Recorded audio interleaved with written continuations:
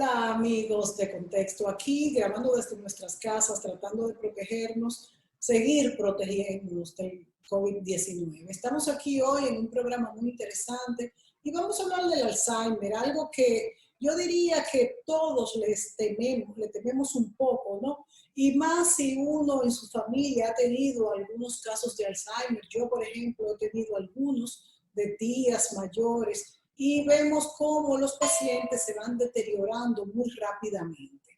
Entonces hemos querido hacer este programa hoy para darle a ustedes, a todos los que nos ven, sea por RNN, Canal 27, o fuera también por nuestro canal de YouTube, CTXTRD, para que aquí ahí ustedes puedan, pues, incluso poner comentarios, escuchar lo que dicen los doctores y incluso podemos poner los mails para que ustedes les escriban directamente a ellos para que les puedan dar además cierta orientación. El Alzheimer es una enfermedad muy crítica porque no solamente afecta a lo que son los pacientes, sino también a los cuidadores. Y nos deterioramos nosotros, los cuidadores, pues viendo a nuestros familiares deteriorarse y sufriendo definitivamente.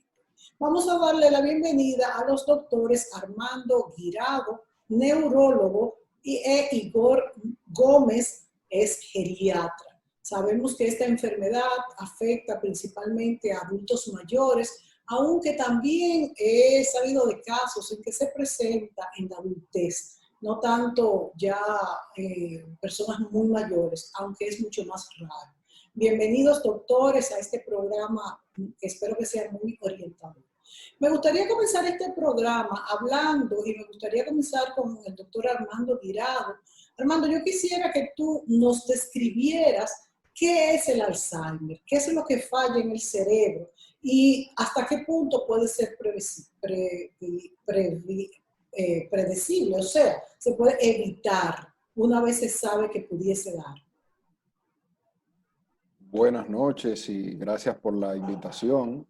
La enfermedad de Alzheimer es una enfermedad degenerativa, eso es importante saber, que va a ir empeorando con el tiempo y su inicio no es repentino. Y eso es importante para uno diferenciarlo de otros tipos de demencias, porque va a ser de manera insidiosa, va a ir poco a poco. Y la gente va a notar sobre todo esa falta de memoria. Eso es lo principal, aunque no es lo único y tenemos que estar pendientes de eso, que no es solamente que se le olviden las cosas, sino también que pierde ciertas capacidades, como por ejemplo el habla, la orientación visoespacial, la visión con su alrededor, también hacer ciertas cosas, lo que le llamamos nosotros científicamente la apraxia, pierde la manera práctica de hacer algunas cosas. También se desorienta, se puede perder la persona y en ese trastorno también pierde características propias de su personalidad. O sea, no se puede comunicar de una manera adecuada, va perdiendo en el lenguaje muchas palabras que no recuerda. Sabes que hay que hacer esa diferencia entre un envejecimiento, o sea, un deterioro cognitivo mínimo, y también en el envejecimiento se puede presentar que uno tenga un pensamiento más lento que cuando era joven. Y entonces no es igual que usted, por ejemplo, se le olviden las llaves, no sepa dónde están. No es igual porque le puede pasar a cualquiera. También, pero si entonces usted tiene esas mismas llaves y no sabe cómo usarlas, ya ahí entonces estamos hablando de un déficit. Es lo mismo que cuando a veces nos pasa que tenemos la palabra en la punta de la lengua. O sea, estamos pensando y no nos sale exactamente esa palabra. Eso le puede pasar a un paciente envejeciente, por ejemplo.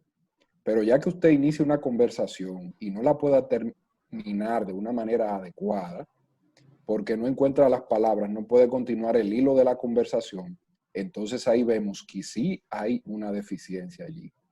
Y si se puede prevenir, no completamente, pero sí hay cosas que podemos hacer. Sobre todo cambios. ¿Qué es lo que falla en nuestro cerebro?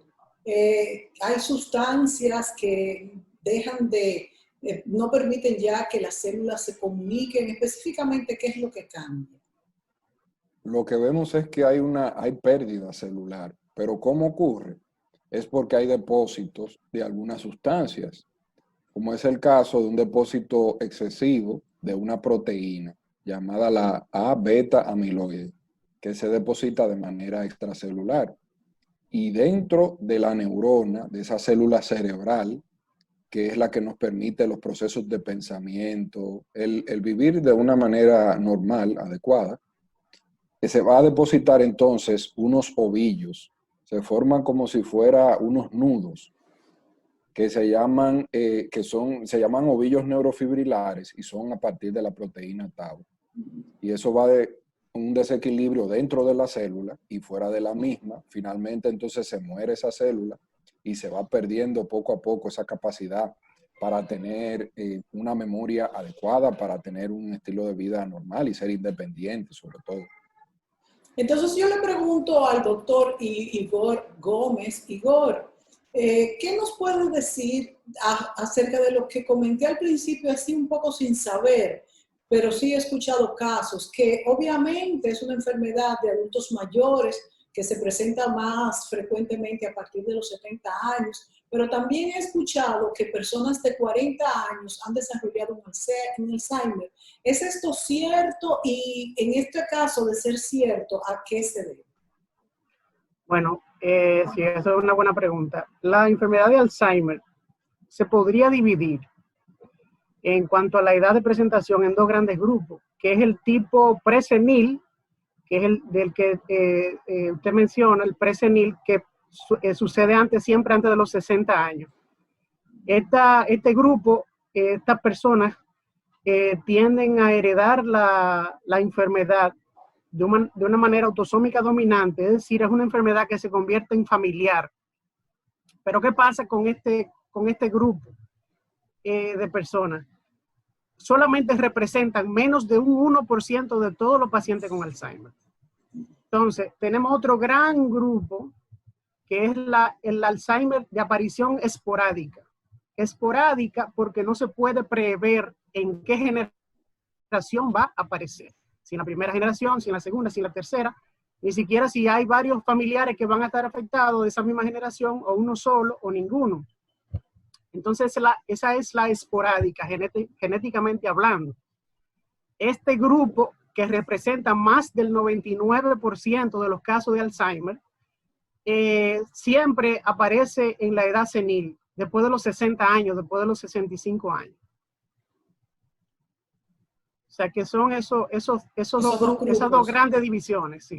Armando hablaba, el doctor Guirado hablaba ahora, decía que esto produce en el cerebro unas placas o ovillos, decía él, y esto es lo que como que incomunica las células, los neurotransmisores. Entonces yo pregunto, ¿esto podría reflejarse para hacer los diagnósticos en una resonancia magnética, en un TAC, en algún método diagnóstico? Y si después que la persona muere también se hacen pruebas que ayuden a, vamos a decir, afinar estos diagnósticos con miras a que más personas se curen en el futuro. Sí, muy buena pregunta. El diagnóstico definitivo de Alzheimer se hace en la autopsia después que la persona muere. Wow. ¿Por qué?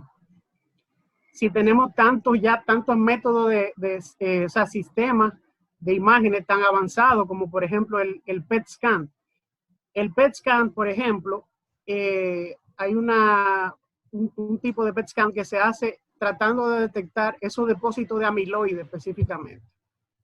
¿Qué pasa con el PET scan? El PET scan puede detectar esos depósitos de amiloide de manera muy fidedigna, muy fiel, pero tiene un problema, es decir, son estudios que en el momento no se recomiendan de manera rutinaria en la práctica clínica, sino solo en investigación. ¿Por qué?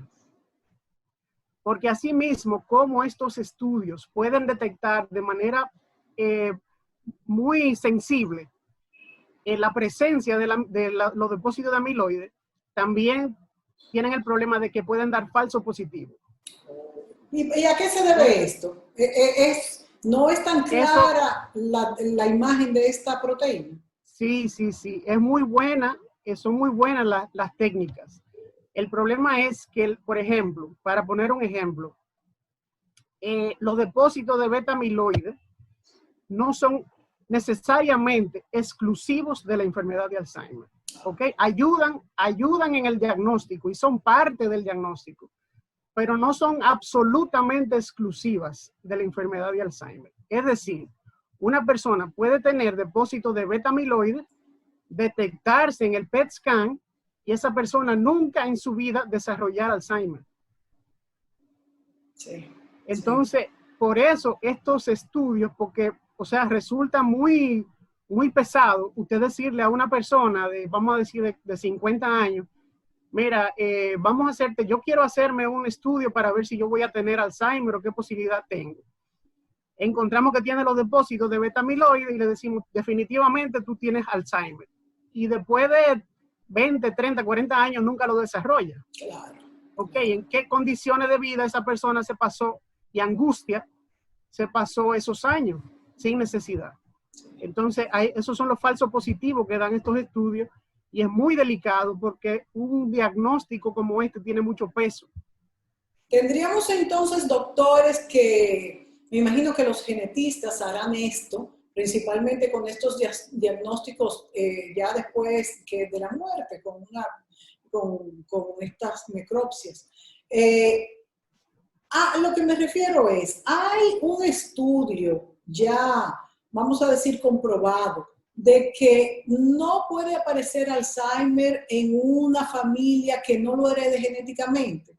¿Qué tan comprobado está? Aunque el doctor Guirado especificó, o también el doctor Gómez, que hay esporádicas, o sea, que puede desarrollarlo en la primera, segunda generación, que no es nada que se tenga un patrón fijo, pero pudiera también aparecer en una familia que nunca hubiese tenido Alzheimer. Además, también es muy difícil decirlo, y yo misma me estoy contestando y me perdonan por esto, pero porque hoy se casa una persona con uno, tiene un hijo, ¿qué tan fácil es hacer este estudio genético?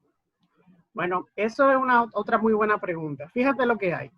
Lo primero es saber que hay condiciones que se han visto que se relacionan con la aparición de Alzheimer, es decir, elevan las probabilidades de que a una persona le dé Alzheimer. La primera de ellas, y por mucho, es la edad. Sí. La edad es lo primero. Sí. A medida que aumenta la edad, se multiplica exponencialmente las posibilidades de usted tener Alzheimer. Tanto así que, por ejemplo, de los 65 a los 75 años, hay estadísticas que hablan de un 1 a un 5% de la población va a padecer el Alzheimer. Pero a medida que avanza la edad de los 75 a los 85, esto aumenta a un 15%. Y así sucesivamente, a partir de los 85, hay estadísticas que hablan de un 35 a un 50% de la población va a tener Alzheimer. Y sigue aumentando después de los 90. Ahora bien, eso en cuanto a la edad.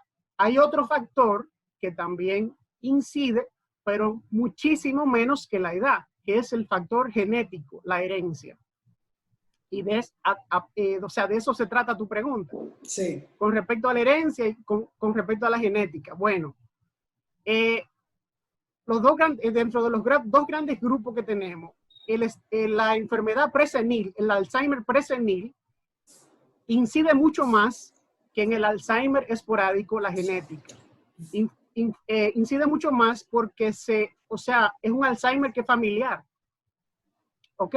Sí. Entonces hay tres genes que se han determinado que definitivamente esas personas son portadoras. Esas personas con Alzheimer familiar son portadoras de uno de esos tres genes. Ahora bien, esto representa, como decía ahorita, menos del 1% de los casos de Alzheimer. Sí, sí. Ahora bien, dentro del grupo de los esporádicos también hay factores genéticos que pueden incidir, pero no tanto. ¿Cómo así? Bueno, la principal alteración genética que puede incidir en este gran grupo de más del 99% que le puede dar a cualquiera, no necesariamente que en su familia lo herede, hay un gen específico que se llama el ApoE, apolipoproteína E, en su alelo E4. O sea, tiene varios alelos el gen. La apolipoproteína E es una proteína que es la principal transportadora de grasas dentro del cerebro. Entonces, el alelo E4 se ha visto que es un factor que predispone a la aparición de Alzheimer, aunque no sea una familia con Alzheimer. Ahora bien, ¿hasta qué punto lo predispone? Es la gran pregunta. ¿Hasta qué punto lo predispone? Bueno, hay estadísticas que demuestran que por ejemplo, un 15 a un 20% de la población mundial, no de los enfermos, sino de la población normal mundial, de un 15 a un 20% son portadoras de este gen, ¡Wow! de la polipoproteína E. Pero es muy alto el porcentaje. Altísimo. Lo heredan de uno de los dos padres, o sea, heterocigótico. Pero también hay un grupo más pequeño que representa del 1 al 2% de la población mundial del mundo entero, que son portadoras del mismo gen de manera homocigótica, es decir, que lo heredan tanto de papá como de mamá. Entonces, la pregunta es la siguiente: si lo heredan tanto de papá o de mamá, ¿van a desarrollar la enfermedad? No necesariamente. ¿Por qué? Por ejemplo, si lo hereda de papá y de mamá y están dentro de ese 1 a 2% de la población mundial, se ha visto, la estadística dice que de los 65 a los 70 años, en esos 5 años, la probabilidad de desarrollar el Alzheimer de esa persona va a ser de un 50%, 50-50, como si fuera a tirar una moneda al aire. Entonces, no necesariamente lo va a desarrollar. En las personas que lo heredan solamente de uno de los dos padres, esto mismo sucede, pero 10 años después, de los 75 a los 80. Va a tener una probabilidad del 50% de desarrollar la enfermedad. Ahora bien, la pregunta es, ¿existe alguna prueba que me diga a mí si yo lo voy a padecer? Bueno, exacto. Se puede determinar si la persona es portadora de ese gen, pero vuelvo y repito, hasta un 20% de la población mundial es portadora y no necesariamente va a tener Alzheimer. Entonces, no es una prueba que se recomiende actualmente en la práctica clínica común, no lo es. Definitivamente en matemáticas las cosas no se pueden aplicar las matemáticas a la medicina, porque 2 más 2 no son 4. Aquí, como bien ustedes dicen, puede tener inclusive el gen de ambas partes y puede ser que no desarrolle Alzheimer. Entonces sería muy cruel hacerse, bueno, yo que he tenido alguna tía y que me salga, entonces voy a estar todo el tiempo pensando que voy a tener el Alzheimer y quizás nunca lo desarrolle. Entonces, yo pienso que es mejor esperar, no tener los síntomas, no tenerlos, esperar, pero si toca la mala suerte que lo tenga, entonces sí, pues acudir enseguida tanto a los geriatras como a los neurólogos. Y entonces yo le pregunto al doctor Armando Guirado: Armando, tenemos, como digo, un geriatra y un neurólogo. Le pregunto entonces a Armando, ¿cuáles son, tú como neurólogo, en adultos mayores, el mayor número de pacientes que recibes? Y dentro de estos, ¿cuál es el porcentaje de personas con Alzheimer y versus el geriatra, que también, porque ya son personas también mayores? ¿Qué tan frecuentemente ves tú en nuestro país, Armando, el Alzheimer afectando a pacientes y a sus familias versus otras enfermedades distintas? ¿Y cuál es la diferencia entre una demencia senil y un Alzheimer? Sí, le iba a decir en esa parte, por ejemplo, en la consulta de neurología, las demencias no es la principal causa de asistencia. Lo primero que llega realmente son los dolores de cabeza, las cefaleas, o sea, esas de tipo migrañosa principalmente. El segundo motivo es el evento cerebrovascular, isquémico principalmente y luego hemorrágico. Ya luego vienen las epilepsias, o sea que las enfermedades neurodegenerativas como son el Alzheimer, el Parkinson, vienen siendo un 10% del total de consultas. Ahora, en los pacientes envejecientes, o sea, pacientes envejecientes que acuden, una gran cantidad, o sea, un 40% ya por encima de los 70, vienen con algún tipo de demencia, no solamente la enfermedad de Alzheimer. Ahora, dentro de las demencias, de los tipos de demencia, la más común es la enfermedad de Alzheimer, con un 60%. Esa es la más ampliamente. Entonces, para uno poder llegar a un diagnóstico, lo primero es sospecharlo. O sea, hay que estar pendiente. Y el médico tiene que examinar al paciente. O sea, en la clínica, ver si, por ejemplo, tiene un trastorno de la memoria de eventos recientes, que esa es la primera memoria que se afecta.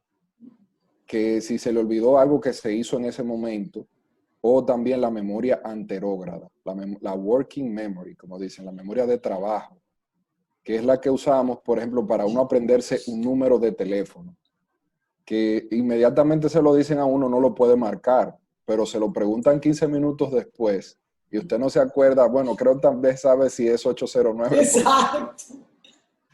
Pero ya lo otro no se acuerda bien, entonces eso se puede afectar. Luego el paciente va a ir perdiendo entonces otras formas, o sea, otras aptitudes o otras, algunas habilidades que tenía las va perdiendo. Por ejemplo, alguien que sabe tocar guitarra o sabe tocar piano o montar bicicleta va perdiendo entonces esas facilidades. Por ejemplo, yo tengo una paciente, se los voy a dar como una anécdota. Ella olvidó y estaba muy mortificada, realmente muy preocupada, porque había olvidado cómo colar un café. Wow. O sea, no podía ni siquiera poner la greca en su lugar y eso Wow. la mortificaba grandemente. Llega un momento que puede incluso a desconocer los familiares y pueden hacer el 10%, puede hacer convulsiones y también pueden presentar en ocasiones, menos frecuente, claro, el llamado síndrome de Capgras, que en ese síndrome el paciente reconoce que el familiar, o sea, la persona que llega donde él, se parece a su familiar, pero piensa que es un impostor. Wow. Es el síndrome del impostor o de los dobles.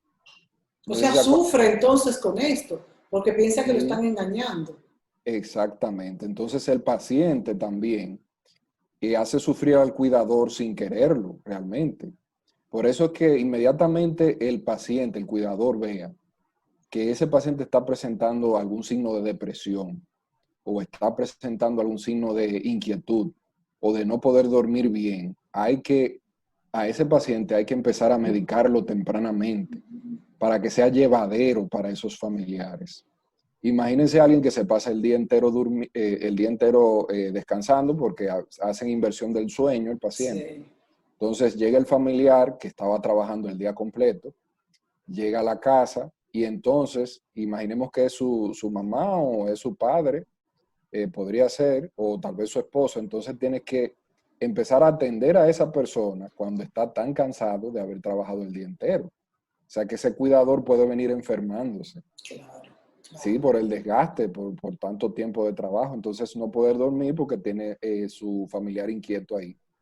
Entonces eso es importante. Desde que hay un primer episodio que nos hace pensar en Alzheimer, porque antes de iniciar el cuadro en sí, hay un periodo en el cual el paciente tiene un déficit cognitivo mínimo o trastorno neurocognitivo mínimo, según la nueva clasificación de las enfermedades mentales, que es la DSM-5.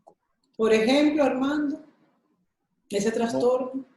Nos dice ahí que ese trastorno neurocognitivo mínimo, el paciente tiene olvidos y tiene ciertas dificultades en la vida diaria, pero logra compensarlas hasta el punto que puede llevar su chequera de manera bien, su cartera, sabe cuánto tiene, lleva algunas cosas anotadas en el calendario para que no se le olvide. Y sobre todo esas personas que tienen cierto desarrollo cognitivo porque son profesionales o manejaron alguna empresa o eran empleados muy eficientes, pues se les hace más fácil llevar la vida. Pero llega un momento cuando ya uno no puede llevar esa vida, no puede vivir de manera independiente, ya empieza a dar problemas, se pierde al salir. Muchas veces me han dicho los familiares, no, yo me di cuenta que mi papá tenía problemas cuando un día salió de la casa y se perdió. No sabía dónde estaba. O sea, ese es como el primer episodio que llama la atención, pero ya debajo como el iceberg, que el témpano de hielo ese grandote, debajo hay una gran masa y solamente vemos lo superficial, pero cuando sale a flote, entonces ahí vienen todos los otros problemas. Bueno, nos vamos a ir a la pausa ahora, doctores, y cuando volvamos, además de lo que el doctor Armando Guirado iba a decir, vamos a hablar también qué esperar de las reacciones a partir de los medicamentos, qué tanto puede retrasar esta enfermedad, un tratamiento adecuado y también los cuidados. Nos vamos a la pausa y volvemos de inmediato.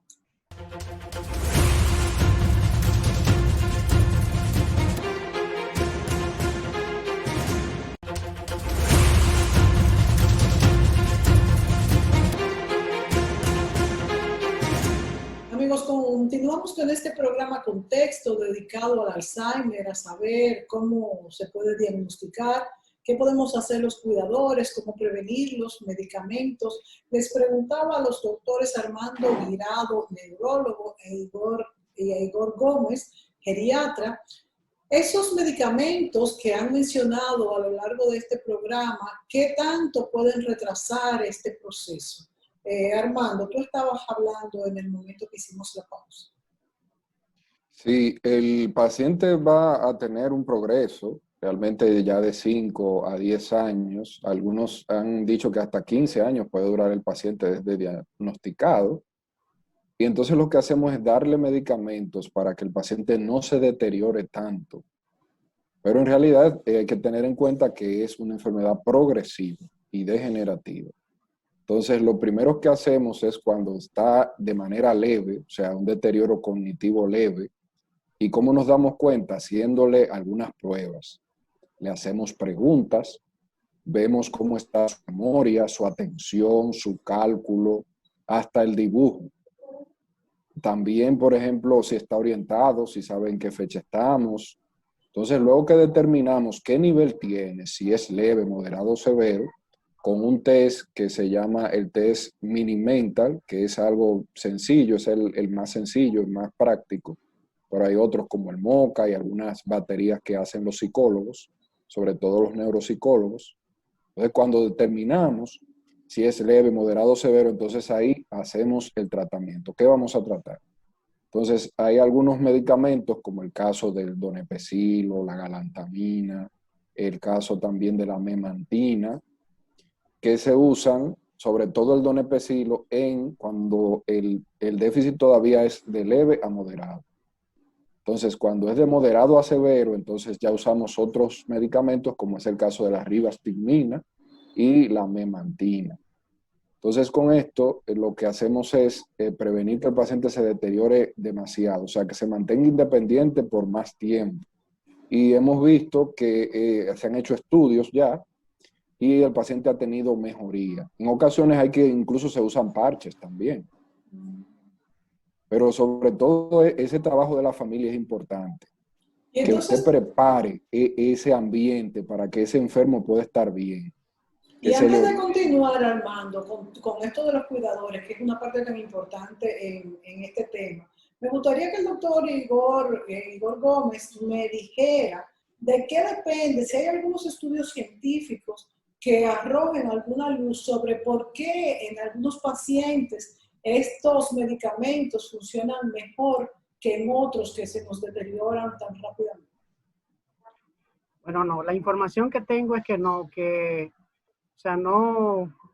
no hay una explicación muy clara de por qué puede haber diferencia entre uno y otro. Hay algunos pacientes la enfermedad evoluciona mucho más rápido que en otros, o sea, puede haber una diferencia muy grande, pero la causa no está muy clara.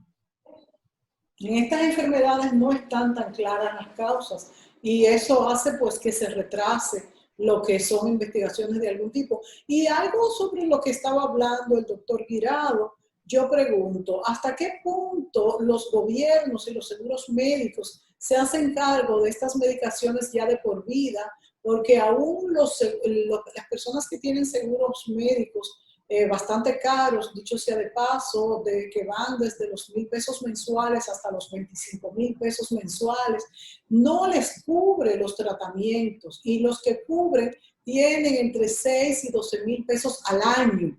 Y entonces, no sé, ustedes como médicos y activos en la sociedad médica, si no hay planes y legislaciones, porque también está el seguro SENASA, pero no toda la población lo tiene, y yo pienso que el porcentaje de la población que puede pagar estos tratamientos ya para toda la vida es muy bajo. ¿Ustedes tienen este problema en su consultorio? Sí, lo que pasa realmente con esos pacientes es que no son considerados muchos de estos medicamentos como medicamentos esenciales, porque realmente es una enfermedad que no tiene cura por medio de estos medicamentos.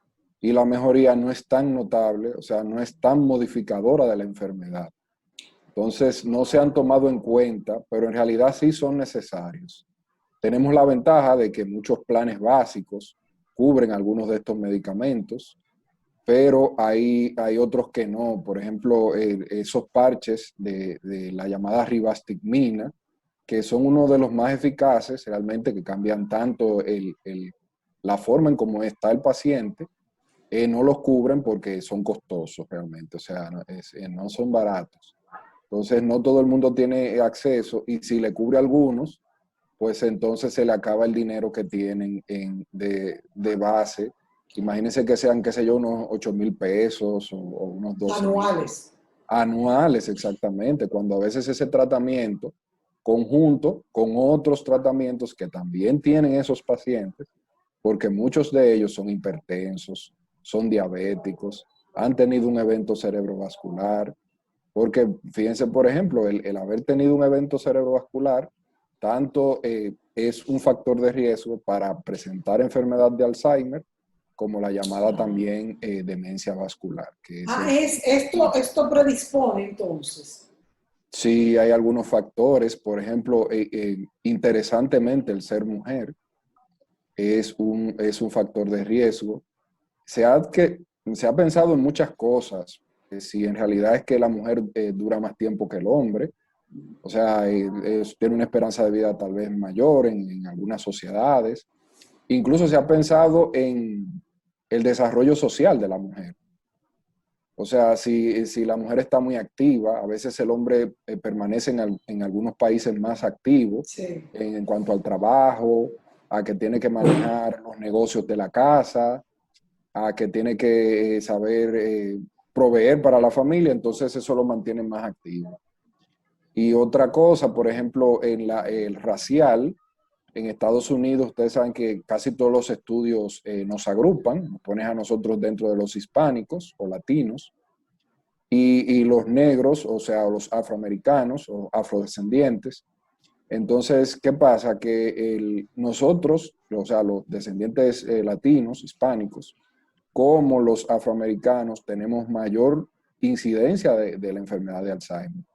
Entonces, nos hemos en realidad preguntado si es en realidad por el pobre acceso a la educación, que nos dedicamos mucho a trabajar, y también porque nos descuidamos un poco con nuestra salud, y tal vez hay un mayor desarrollo de enfermedades cardiovasculares. Bueno, y entonces hablemos de prevención. Vamos a hacer que ambos me hablen. Vamos a comenzar con el doctor Igor Gómez. ¿Qué podemos hacer para prevenir y que los pacientes pues no se nos salgan de la mano? Cosa bastante difícil en esta enfermedad de Alzheimer. Bueno, sí, la prevención, cuanto a la prevención, no tenemos tanta información fidedigna como quisiéramos. ¿Qué quiero decir con esto? Bueno, que por ejemplo, sí sabemos de algunos factores que son predisponentes, y lo sabemos ya con claridad, como por ejemplo son la edad, los factores genéticos, el ser mujer, el nivel educacional, los componentes del síndrome metabólico, como son por ejemplo la obesidad, la diabetes, el colesterol alto, la hipertensión. Esos son factores que son predisponentes. Ahora bien, por el otro lado, demostrar que que controlando cada uno de esos factores, como son la hipertensión, como son el colesterol alto, que controlándolos podemos ayudar a retrasar, vamos a decir así, evitar o retrasar la aparición del Alzheimer. No ha sido tan fácil, o sea, no está tan claro esa información.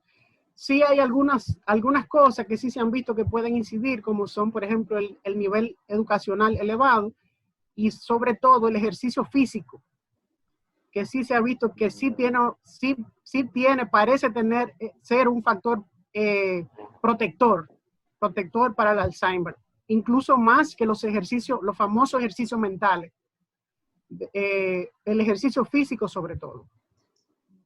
Increíble que el ejercicio físico sea para todo lo que es la salud física y mental lo mejor. Nos vamos a ir a la pausa y volvemos con nuestro último segmento.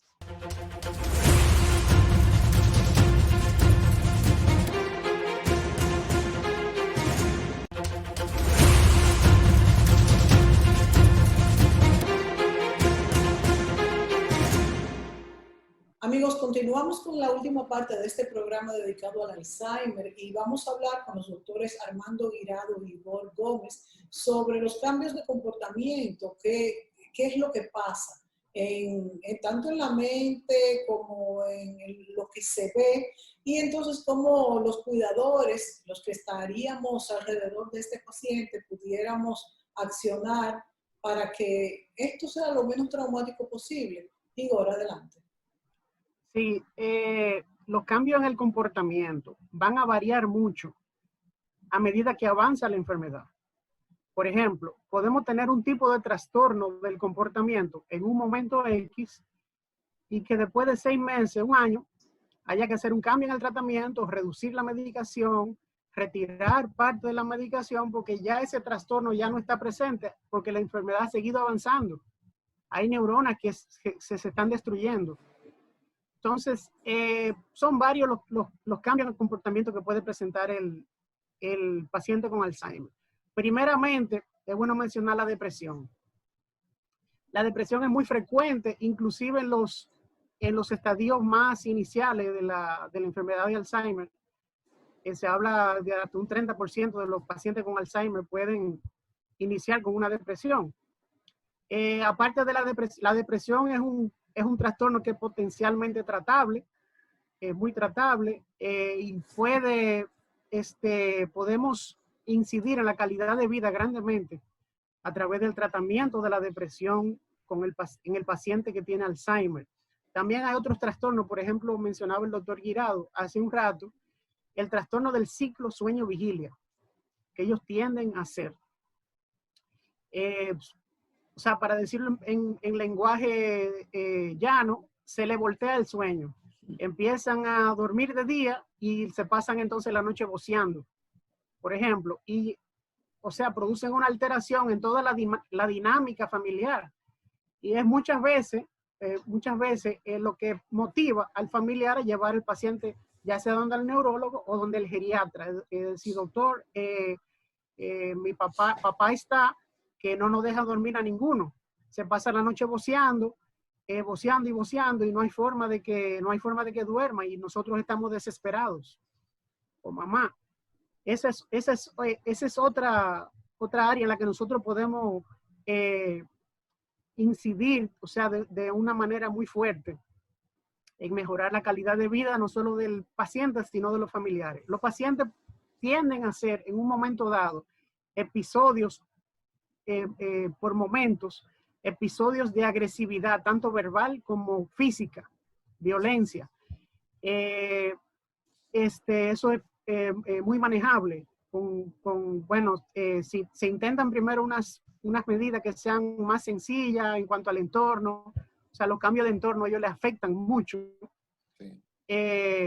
Por eso cuando se ve que hay un paciente con cierto nivel de demencia y cuando lo internan en un hospital, o sea, eso es un desastre por el cambio de entorno.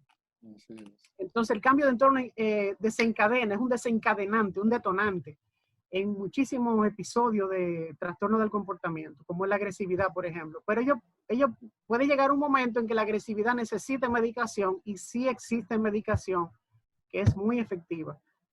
Hay una gama de medicamentos que puede ser muy efectiva en controlar la agresividad. Los pacientes pueden tener o suelen tener ideas delirantes, o sea, ideas de cosas que no son reales, como por ejemplo, que se adaptan mucho a la cultura de cada país. Por ejemplo, en nuestro país hay pacientes que dicen que le están haciendo brujería. O sea, hay unos vecinos, hay unos hombres en la calle que me están haciendo brujería y eso no lo deja tranquilo, eso no lo deja vivir. Otra idea, por ejemplo, es que mi cónyuge me está haciendo infiel. O sea, celotipia, evento de celo, infundado, claro está, que los familiares lo quieren envenenar. A veces, si se niegan a comer porque el familiar lo quiere envenenar. O sea, todas esas son ideas delirantes que los vecinos le están entrando a robarle, que le están robando, los vecinos sobre todo, o los nietos el nietecito me está robando, no lo quiero aquí, y empiezan a maltratarlo, por ejemplo. Entonces, o sea, hay una gama de trastornos en el comportamiento que tienen el potencial de ser manejados y tratados para el beneficio no solo del paciente, sino de la familia. Y dicho sea de paso, es bueno mencionar que estos trastornos del comportamiento suelen ser muchas veces el detonante que lleva a los familiares a colocar a ese paciente en un centro geriátrico. Justamente yo iba a hablar de permanente. eso, pero existen centros geriátricos en nuestro país donde los familiares pudieran tener cuidado a su familiar y estar, o sea, porque antes no había, yo creo que ahora han proliferado esos hogares. ¿Es así? Eso es correcto, eso es muy correcto, tanto a nivel, público, vamos a decir así, público, y a nivel privado hay muy buenos centros.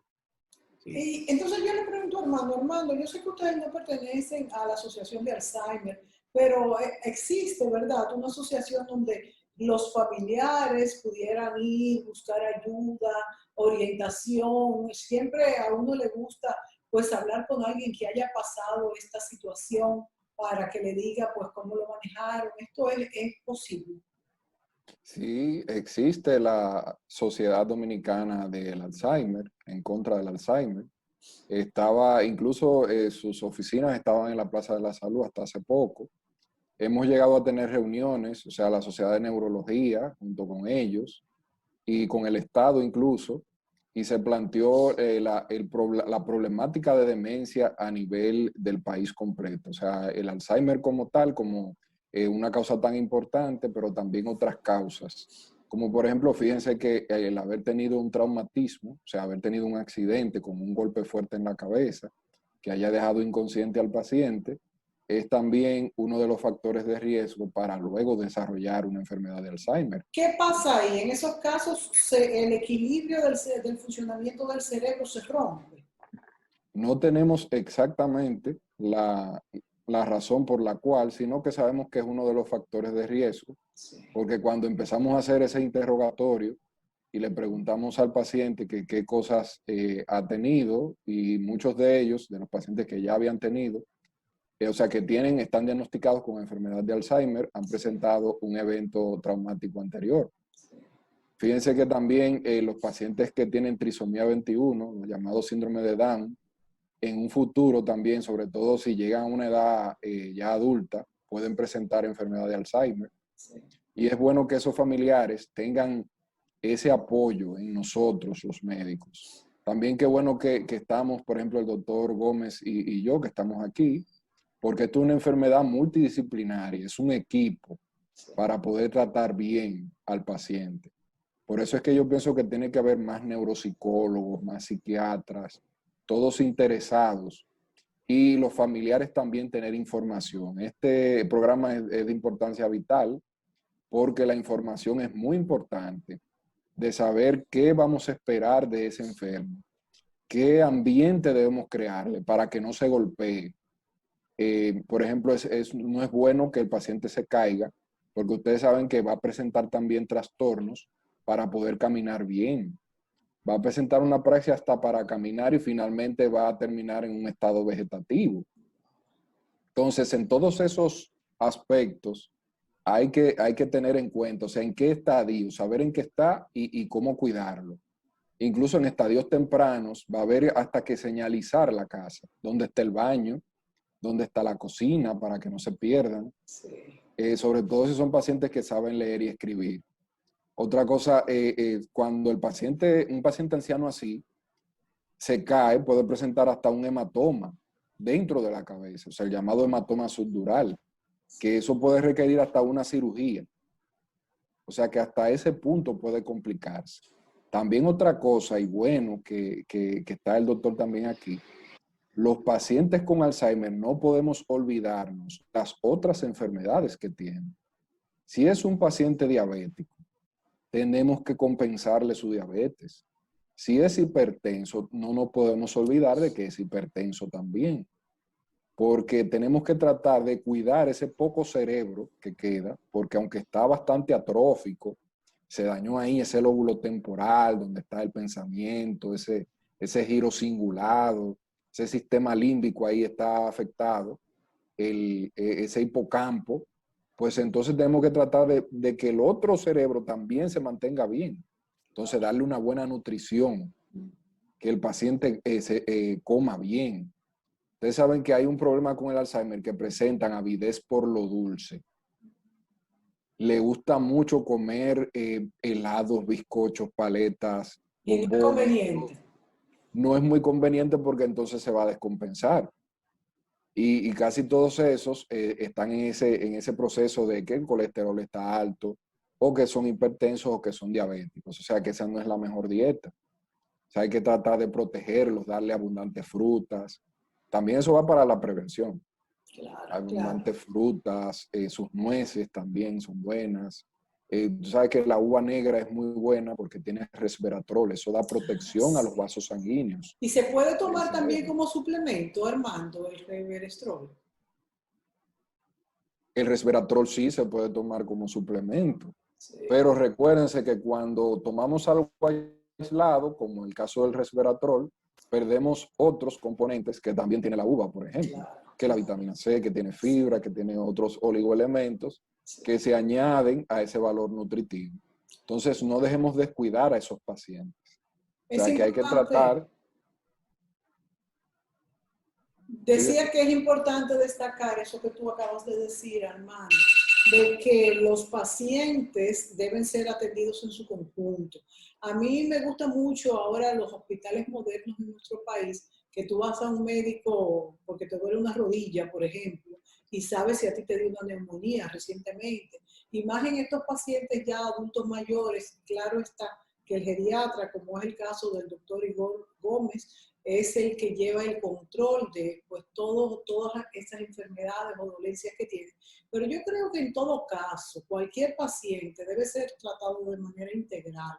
Que el doctor que lo vea, pues sepa cualquier otro detalle, porque incluso más cuando son estas enfermedades que no están muy bien definidas científicamente, sirve no solamente para el mismo paciente, sino para pues tener diagnósticos más precisos y que sirva a las generaciones venideras, que es la única manera de que podamos controlar, vamos a decir. Bueno, se nos acabó el tiempo, yo creo que ha sido un programa muy formativo para todo aquel que le interese y mucho más, por supuesto, a los que tengan en su familia personas con Alzheimer. Muchísimas gracias al doctor Armando Guirado, que me ha traído en esta ocasión al doctor Igor Gómez. También gracias a ti, Igor. Y a ustedes, amigos, gracias por sintonizarnos y será hasta la próxima entrega. Hasta la próxima. Gracias a usted.